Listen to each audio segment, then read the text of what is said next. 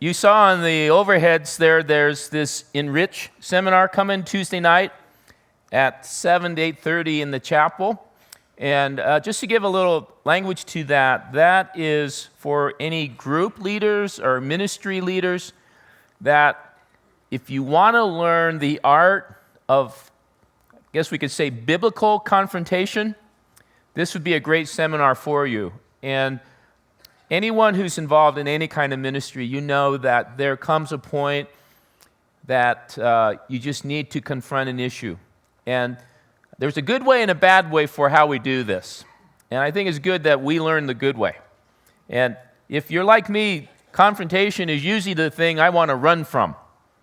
But when we actually do it in a biblical way, it really can be a very life-giving and life-changing thing for the people that we have to confront in a loving way. So please come to the seminar Tuesday night, October 5th at 7. If you are interested, you can also check in the groups desk as you go out into the foyer, and they can give you more information. All right? Okay. Well, on October 29th, 1941, the Prime Minister of Great Britain was Winston Churchill. Winston Churchill went to his school, his boarding school that he was raised in, called Harrow School.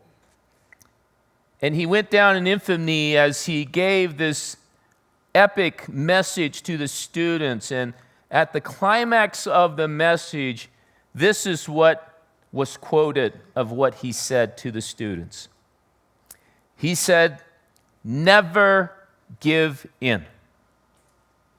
Never give in. Never. Never. Never. Never. In nothing great or small, large or petty. Never give in, except to convictions of honor and good sense. Never yield to force. Never yield to the apparently overwhelming might of the enemy." And that speech rallied the people of Great Britain together when they were so voraciously being attacked by the bombs from the Nazi regime. And he was able to pull a ravaged country together to stand against the evil Axis powers. And it's interesting to think about what would have happened in World War II if Winston Churchill hadn't rallied his people together with these words. The landscape of Europe and perhaps the world could have changed forever. I think as I saw this, the reality is each person in this room is engaged daily in a war. That there is a battle for our soul that is continually being released upon us. And the question is, why? Do you ever know that there's this issue of a kingdom of light that is coming against a kingdom of darkness? Many people call this spiritual warfare. It's a spiritual battle that's going on, and we're the targets. Lucky us, right? Paul even talks about this in 2 Corinthians 10, verse 3. He said, "For though we live in the world, we do not wage war as the world does. The weapons we fight with are not the weapons of the world. On the contrary, they have divine power to demolish," first thing, strongholds. You got that? Keep that in your mind, strongholds. We all have strongholds in our lives. We need to be aware of that. The second thing is we demolish arguments and every pretension that sets itself up against the knowledge of God. So the enemy tries to deceive us and twist the truth to lead us away from the knowledge of God, of who God really is. The third thing, and we take captive every thought to make it obedient to Christ. I see this as the temptations that the enemy will throw at us at any moment. So if any of you in this room have chosen in your life to be a disciple of Jesus Christ and to actually follow him, you automatically go on the list of old redlegs, and he sends everything in his arsenal to bring you down so that you would give in, so that you would quit, so that you would not be a person that has any influence on the world. That's what the enemy's trying to do to us. Now, this issue of strongholds, that first thing, Matthew Henry describes this as ignorance, prejudices, beloved lusts are Satan's strongholds. Then he goes on and says, vain imaginations, carnal reasonings, and high thoughts are proud conceits in others that exalt themselves against the knowledge of God. And I think in our world today, one of the biggest battles that we face is who's in control of our life. Is it God or is it us? If there's any area in your life that you choose to be in control more than God, that's a stronghold in your life. It could be over your finances. It could be over relationships. It could be over your thought life. So for people that have recently decided to follow Jesus Christ, there's those obvious strongholds that people may have. Strongholds like drunkenness, lust, addictions. Those seem to be very in your face that you're dealing with. But for people that have been walking with Jesus for a longer period of time, the strongholds begin to become a little more covert. They're more subtle, that we don't really see them because we're blinded to them. Issues like pride, issues like religious spirits. You know, these kind of things that blind us and keep us from truly being the disciples that Jesus wants us to be. In our leadership meeting that we had this last week, where we get the pastors together once a month, we were talking about this issue of, why is it when you're in leadership, you become a target, and why does it become so hard? And we were talking about the reality is, as a leader, you have to make decisions that are for the better of the whole. But when we make decisions like that, there are oftentimes people who don't like the decision that you make. And so who do we come against that attack us the most fiercely? It's other Christians. That leaders in the church that are the most wounded, that are the most disillusioned, it's not by people in the world coming against them, but it's people in the church. And so we talked about this issue that Jesus prescribed to us in Luke 6:28. He says to bless and not curse. To bless those who curse you. That this is something we have to practice. And I told one of the guys in a private meeting, I said, dude, you got to get over these offenses. Because if you don't start practicing blessing instead of cursing, and you don't quit holding these things in you, it's going to kill you. It's a cancer. And it takes people out of leadership because it becomes a stronghold. The second thing is the distortion of truth. It's incredible the power of deception that leads us astray from God's truth, God's purposes, and God's plan in our life. I found this article from Michael Crichton.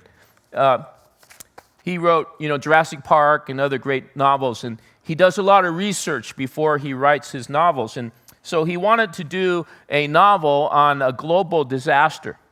So he started doing some research of the real accurate information about the Chernobyl nuclear power plant that had the radiation leak.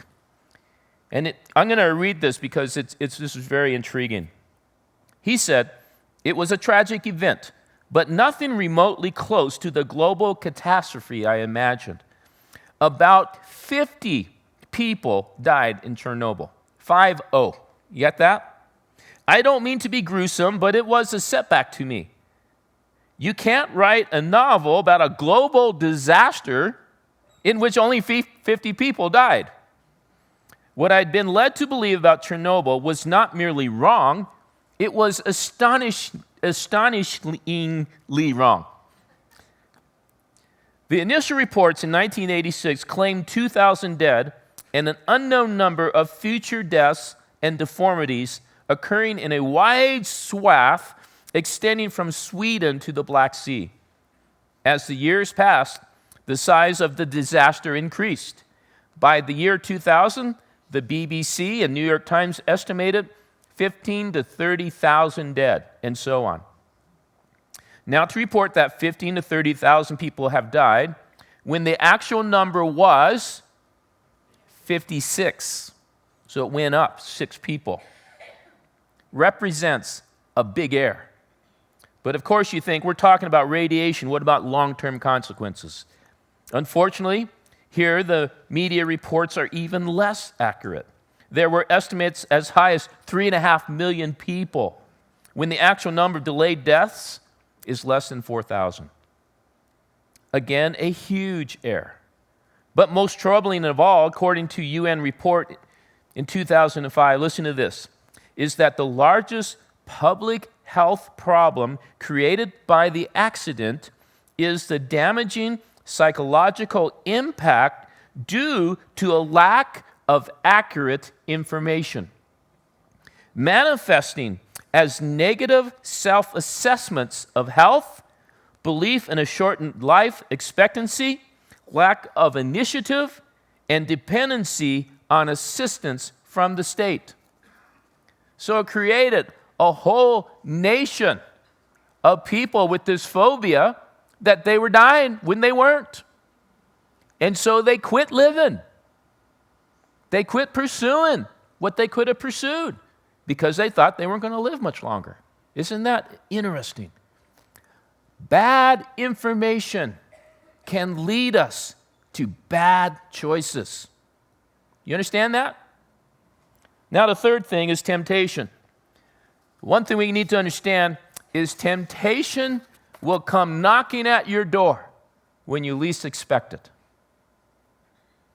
2 weeks ago, we were in Denver for the Vineyard Regional Leadership Conference, and we took Gracie with us, and we're having various people around the city of Denver watch Gracie while we were at this conference. It was crazy.